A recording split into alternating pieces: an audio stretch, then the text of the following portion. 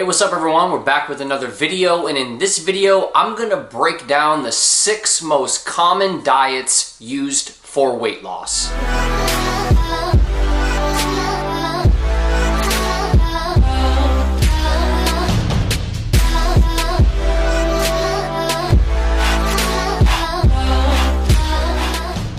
Okay, whether this is your first time wanting to lose weight or you've done a lot of diets in the past, I'm gonna break down the 6 most common diets that I believe people are following nowadays to try to get in the best shape of their life.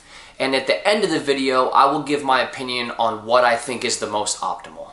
So let's go ahead and start off with the first diet. It's called the Paleo diet, okay? Also known as the caveman diet. Now, just as it sounds, that diet is based strictly on foods that were available back in the caveman era. Okay, sounds kind of funny, but there are a lot of people that will live and die by this diet, okay? And what they will say is that cavemen back in the day were in a lot better shape than humans are now. They were more agile, they were healthier, they had less inflammation, all types of stuff like that. So the types of foods that you would be eating on a paleo diet would be beef and fish and nuts, fruits, sweet potatoes, pretty much things that are readily available by the earth. Okay, obviously nothing processed. They don't like any type of dairy, definitely not any type of whole grains or anything like that. And I think the big push on that is they believe that that causes a lot of inflammation, which would then have a lot of negative health effects that they would not like. So how they present this diet is that you don't have to calculate the amount of calories you're eating or anything that has to do with that. And their reasoning behind it is because the foods you are eating are so nutritious that you will be satisfied from eating the foods that you won't end up overeating. So I guess you wouldn't put yourself in a calorie surplus. You would just end up eating enough food that you could still lose weight by eating as much of that food as you want. So you can determine if you think that is legit or not. The second one that we're going to talk about is intermittent fasting, or IF, okay? And this one is actually pretty simple. What it boils down to is you have a long window of when you are not eating, you're fasting, and then you have typically a small window of when you are able to eat. Okay, so the big push with the IF, or the intermittent fasting, is that this actually improves a lot of hormone balance in the body, or it actually will increase your growth hormone and lower your insulin in the body, which would aid in weight loss, particularly fat loss, by being in this fasted state for an extended period of time. So the options are, and a very common one would be fast for 16 hours and then eat in an 8-hour window, which I would believe is a common one, which is a very achievable one that wouldn't inconvenience too many people. But after they have looked into their research, they actually state that fasting for 20 hours and only eating for a 4-hour window actually would have the greatest effect on the increase in growth hormone and the lower in insulin, which would then provide more weight loss and fat loss. Okay, so if that's something that you think that you could do, I know a lot of people have achieved really good results with it. I personally couldn't do it.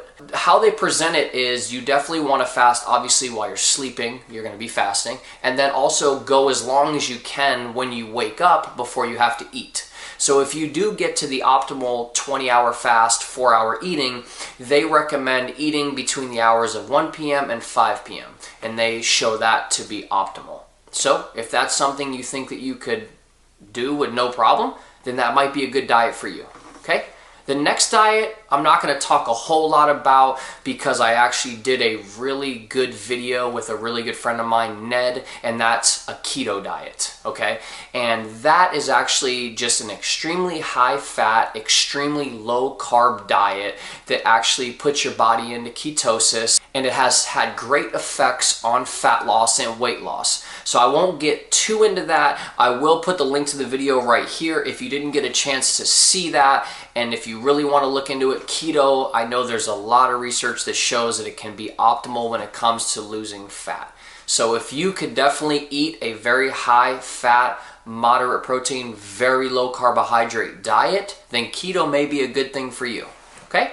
The next one we're going to take a look at is the clean eating diet, or eating healthy diet, whatever we would like to call it.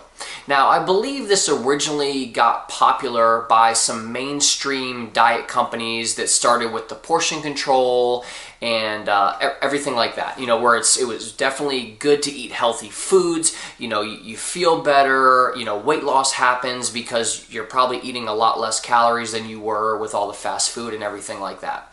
So pretty much with that diet, my only negative with that is they say that you can kind of eat as much as you want, kind of similar to the paleo diet, because you're eating healthy foods, so therefore you wouldn't like gain weight, you know, you lose weight. But I'm just not a big fan of not tracking that. And especially if you're serious about your goals and let's say, hey, this is the time I want to lose weight, I want to get in the best shape of my life. If you like to eat healthy and it makes you feel good and it has great health benefits and you're getting in all your nutrients and vitamins and everything like that, go for it. I definitely wouldn't say anything negative about that.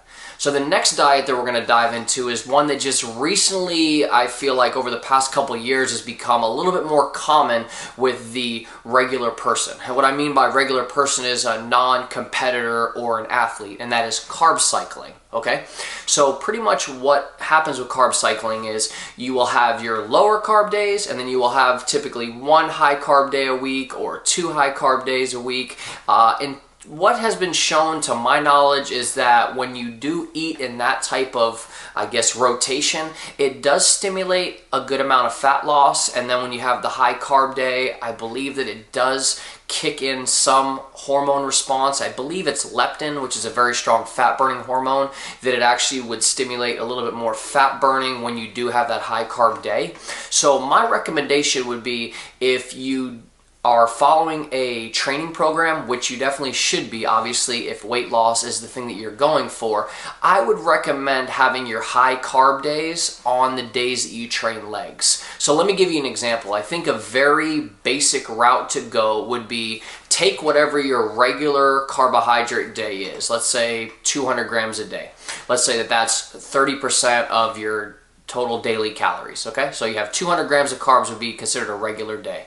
Well, I would recommend doing 50% carbohydrates one day, 50% carbohydrates the next day, and then 200% of those carbohydrates on the third day. So to break that down, it would be 100 grams of carbs, 100 grams of carbs, and then 400 grams of carbs on that third day. So if you're on a productive training program, you probably are training legs every third day anyways, or you should be.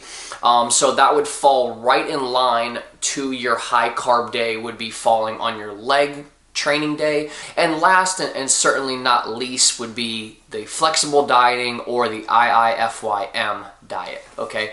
This became popular, I believe, in the past maybe 3 or 4 years or so, but I believe it really got fabricated. When the IIFYM crowd, I'll say, came out and started saying, hey, you can eat whatever you want and get in the best shape of your life, there was a lot of misconception.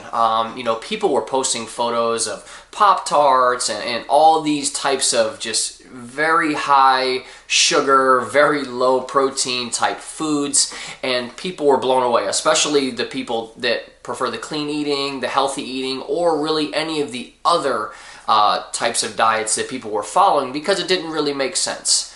Well, this is really how it works when it comes to flexible dieting, okay? Flexible dieting just pretty much means that you have flexibility with anything that you want to eat within reason, okay? So if you put yourself in what we call a calorie deficit, okay, you would then track all of the food that you eat on the daily basis. And as long as that, whatever the food you're eating adds up to those numbers or those macros, which would be your carbs, fats, and proteins. But the problem with when people view this is it's viewed wrong, as if people that are doing this only eat junk food, which that would not be possible if you were following a true macro breakdown. The biggest part that is typically left out is the amount of fiber that you have to take in while you're on this diet. And I would personally recommend anywhere from 15 to 18 grams of fiber for every 1,000 calories that you're consuming on a daily basis, especially on this type of diet like that. So if you're getting in your fiber every day and you're hitting your numbers, whatever your carbs, fats, protein, and obviously most importantly, your calories on a daily basis, you definitely can lose weight and get in phenomenal shape while eating what you want to eat. And in my opinion, this would be the most optimal diet.